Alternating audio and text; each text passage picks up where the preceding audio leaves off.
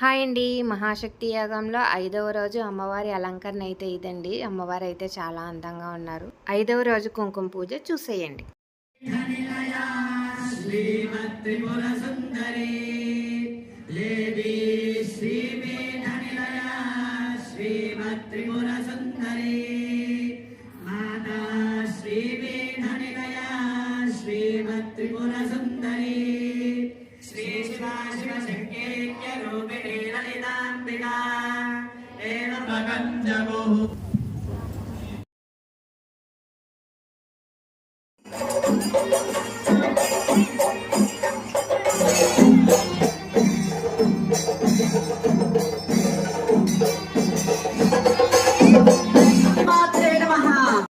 ఈరోజు కుంకుమ పూజ చేసుకోవడానికి 34,000 మంది అయితే వచ్చారని స్వామీజీ చెప్పారండి. చూడండి ఎంత జనం ఉన్నారో.